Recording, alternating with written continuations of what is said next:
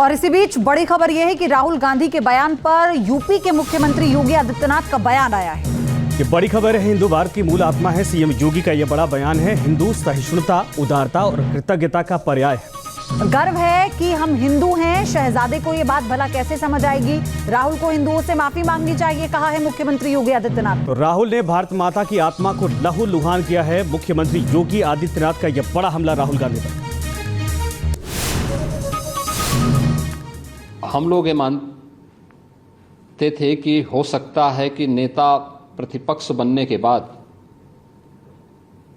श्री राहुल गांधी परिपक्व होंगे, लेकिन मुझे ये बोलते हुए अत्यंत खेद की अनुभूति हो रही है कि उनका बयान अभी बचकाने से उभर नहीं पाया है। हिंदू कोई जाति सूचक शब्द नहीं है, कोई संप्रदाय सूचक शब्द नहीं है। मत और पंथ से अलग भारत की मूल आत्मा है।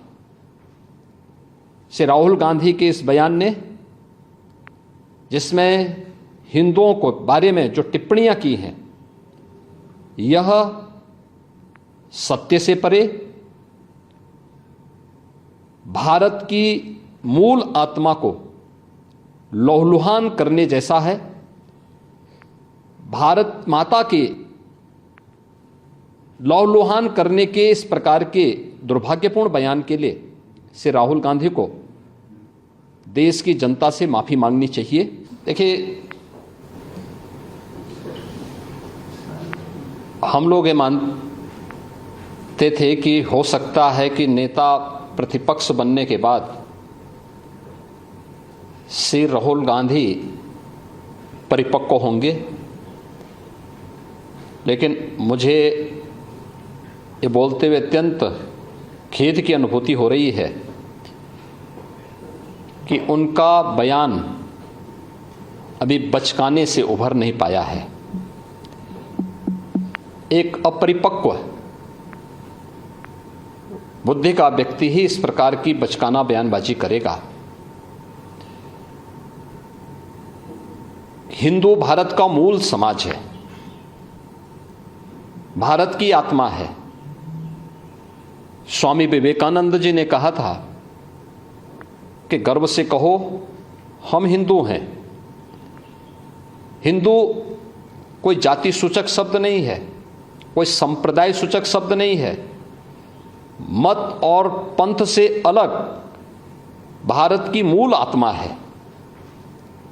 श्री राहुल गांधी के इस बयान ने, जिसमें हिंदुओं को बारे में जो टिप्पणियां की हैं, यह सत्य से परे भारत की मूल आत्मा को लहूलुहान करने जैसा है। भारत माता के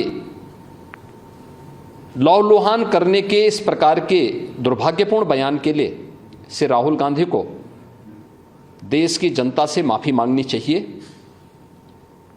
राहुल गांधी के इस बयान से जिन लोगों ने प्रत्यक्ष अप्रत्यक्ष रूप से राहुल गांधी के बारे में कोई भ्रम पाला होगा, उनका यह भ्रम अवश्य टूट गया होगा।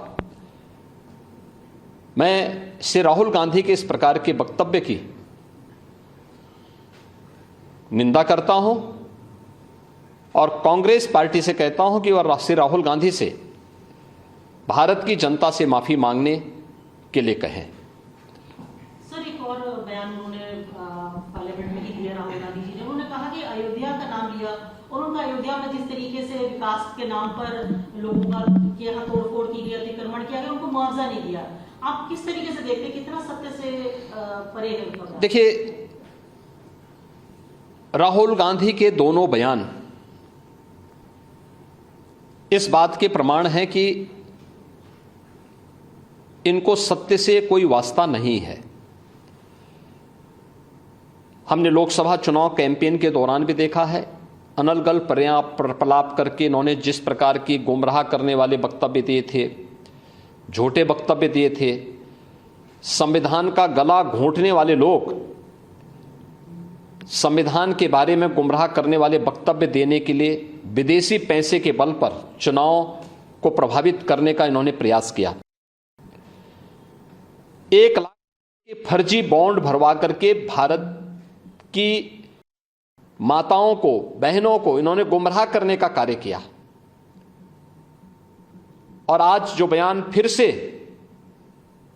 राहुल गांधी ने दिए हैं वे अत्यंत निंदनीय हैं और शर्मनाक भी। अयोध्या को उसकी पहचान से वंचित किसने किया था?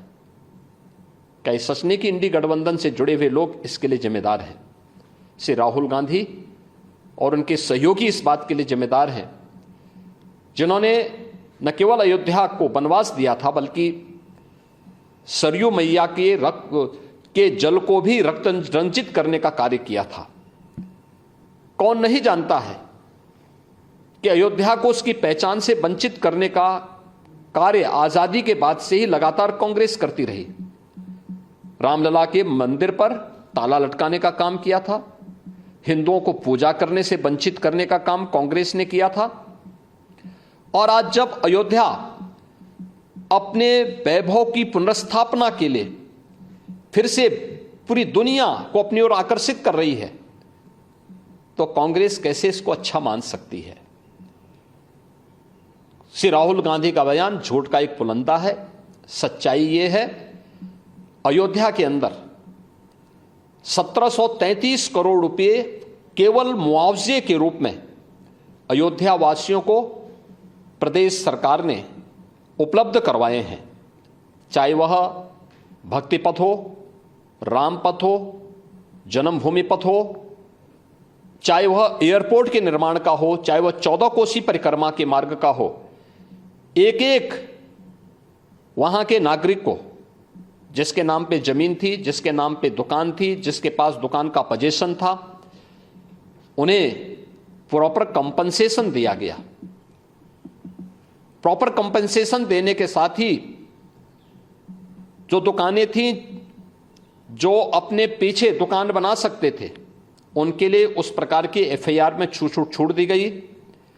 जिन लोगों के पास उस प्रकार की स्पेस नहीं थी, उनके लिए मल्टी लेवल कॉम्प्लेक्स बना करके वहां पर उन्हें शॉपिंग कॉम्प्लेक्स में उन्हें स्थान देने की कार्य को आगे बढ़ाया गया।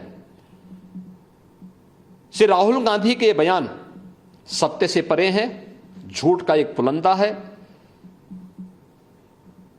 उत्तर प्रदेश और अयोध्या को बदनाम करने की साजिश है और भारत की छवि को, अयोध्या धाम की छवि को दुनिया के अंदर खराब करने की अपनी उस मानसिकता का हिस्सा है जो एक्सीडेंटल हिंदू लगातार आजादी के बाद से करते रहे हैं।